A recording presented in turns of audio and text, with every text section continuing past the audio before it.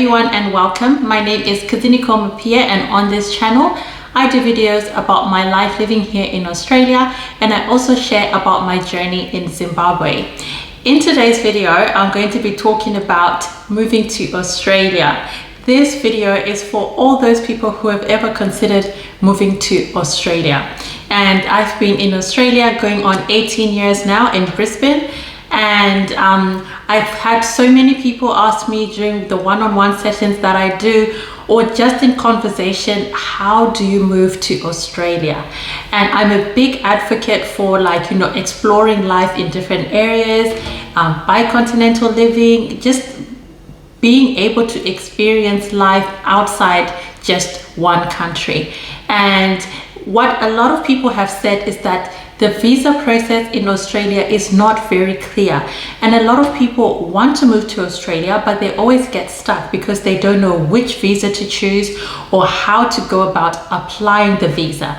And another thing is, a lot of people want sponsorship and they don't know what the process to get sponsorship is. So that's everything that I'm going to be covering in this video today, and hopefully I will answer all these questions to help make that process easier if you're planning to come to Australia. And as you know, Brisbane, Australia is going to be the host city for the 2032 Games, which are 7 years away.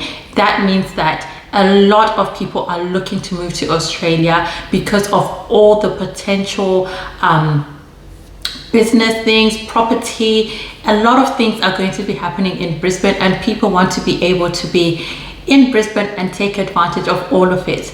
And another thing is, there is a big shortage of skills, particularly in construction, because with building Olympic stadiums, the government has been pouring billions of dollars into this project of building Olympic stadiums and Olympic infrastructure, and there is an estimated shortage of over 55,000 construction workers, which means that for the amount of work that is available, Australia is short of 55,000 workers, considering all those people who are already here and are qualified to do the job. So that opens up another opportunity for people who are in the construction space. And this goes from like bricklayers to carpenters, fitters, electricians, boiler makers, anyone who's involved in putting together a structure. There is going to be so much opportunity. There is currently a lot of opportunity for those jobs because there is a huge skills shortage.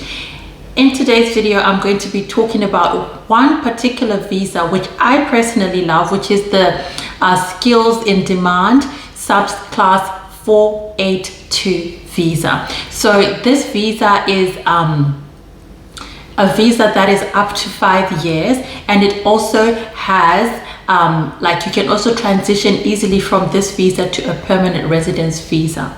Why I particularly love this visa is there is no age restriction. If you've ever tried to come to Australia, you know that Australia has an age restriction for a lot of their visas when it comes to migration, and that is 45 years. If you are over 45 years old, it is extremely difficult for you to come into Australia as an employee.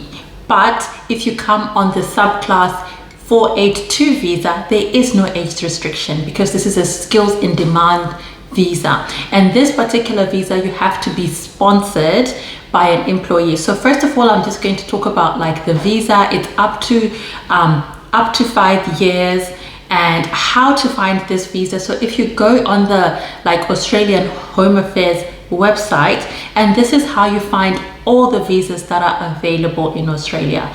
You go on the Australian Home Affairs website, you search visas, and then you search this particular visa 482, and all the information about the visa will come up, including all the requirements, how much it costs to apply for the visa, including estimated waiting times to get the visa as well. And it also has a link that is for the core skills that are currently in demand. So you can actually have a look at that list and see if your particular profession is on that list. There are a lot of professions on that list. There are like dentists, doctors, carpenters, nurses, engineers, accountants, and it also, for each occupation, it tells you the requirements that you need to have. And to apply for this particular visa, subclass 482, you need at least 1 year working experience. And I just want to talk about this 1 year working experience. It means you need to be employed by a company that can actually vouch and prove that you are employed by them, like being able to supply like pay slips or contracts of employment, or write a letter to prove that you are employed. So if you're looking to migrate, it's always important to be in like formal work where you can actually provide evidence that you have been employed, and not just be doing like little like casual jobs here and there. It's important to be in formal work for at least 12 months where you can prove that you have been employed by a particular company. And another thing that you need for this visa is you need to have like English proficiency, and depending on the actual like occupation you are looking for, it tells you the level of proficiency that you need to have.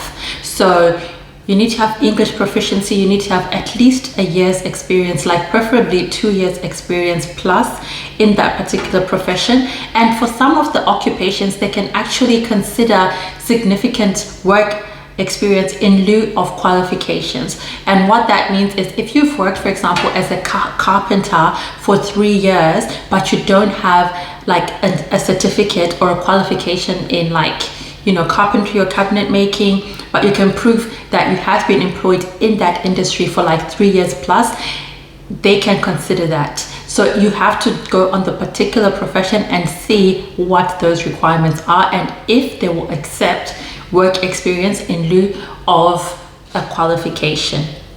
Another thing that you need to have is a skills assessment. So Australia might say, okay, you have been working, for example, as a carpenter in Zimbabwe, or as a doctor in Zimbabwe, whatever, and then you want to come to Australia. They can send you for a skills assessment, and to see that you actually, for where someone actually assesses your skills, and they'll tell you where to go to get that done, and assesses your skills and can verify that you are actually skilled in that particular field. Because sometimes people can provide like maybe fraudulent documentation and they're actually not skilled in that area, but they'll need a skills test to see that you are, where someone actually supervises you doing that particular work and sees that you are actually skilled in that field. And then the other thing is, if you're looking to migrate to Australia on a sponsored visa like this 482 visa, it's important to have all these things already ready before you get a job. So start doing your English test, start getting like your proof, your experience up, start getting like even investigating like your skills assessment done, so that when a job does come by, you are ready to go and you've got everything ready to go. Start putting aside the amount of money. It's like over 3,000 Australian dollars. Start putting that all aside. Now, a big question that people usually have is, how do you get sponsorship to come to Australia? How do you get a job that will sponsor you in your profession? And I think that's where a lot of people get stuck. They might have the English test, they might have all these things, but they don't know, how do you actually get the company? How do you connect with the company that is going to sponsor you? So a way to do this is to go on some of the popular job websites in Australia, which are Indeed or Seek.com. And if you go like on Seek.com, you can actually search, have a specific search criteria where you search for 482 sponsored jobs, and all those jobs where companies are sponsoring employees to come, like they're sponsoring foreign employees to come and work for them. These are Australian companies. They will list their jobs there, and they will make it clear that they are sponsoring foreign workers. And in order, that is actually a whole process for a company to be given that license to be able to sponsor workers. Like, they need to verify that they have enough money to sponsor workers. They need to verify that they have searched for those people in Australia first and they couldn't fill the numbers and all that. So you actually had to be issued as a company a certificate to be able to employ foreign workers and sponsor foreign workers. So how sponsorship works, if the company does not pay, in the majority of cases, the company doesn't pay for your visa cost. So this 3,000 something figure, the company usually doesn't pay for that unless you are in a special agreement with that company and they say they will do that. In most cases, the company will not pay the visa cost. What they will pay for is the sponsorship cost. So there's a separate sponsorship cost that they have to pay as part of like your application. So you pay the visa fee, the visa application fee, and then they pay the company sponsorship fee. And then with all that information, you put that together and then you put forward your visa application. So that's how it usually works. So if you're somebody who is looking to come to Australia, like there's a variety of jobs. There's hairstylists, bakers, so many jobs that are currently being sponsored under this 482 skills in demand visa. So if you're someone who just wants to look and see what's out there, go on seek.com.au, type in the search criteria 482 visa sponsored jobs and see everything that comes up, and start to see even the amount of money that you'll be getting paid and see if it's going to be worth your time. If you're someone who's on that migration journey, you're looking to come to Australia, that is a very good place to start. And the 482 visa is one of those visas which has like a simpler or easier transition to another visa, which will then be a permanent resident visa. So it's a really good place to start if you're someone who's looking to come to Australia. And right now is the best time to come to Australia because like there's a lot of demand, there's a lot going on, there's a lot of preparation for the games, and there's a lot of companies who are looking for the workforce that will be there. The money is already being put there by the government, so the money is in place. Now they need the workers to come and do the job. And you might be looking to move to Australia on a permanent basis or just short term, maybe to meet some financial goals that you have, or just to have like different types of work experience.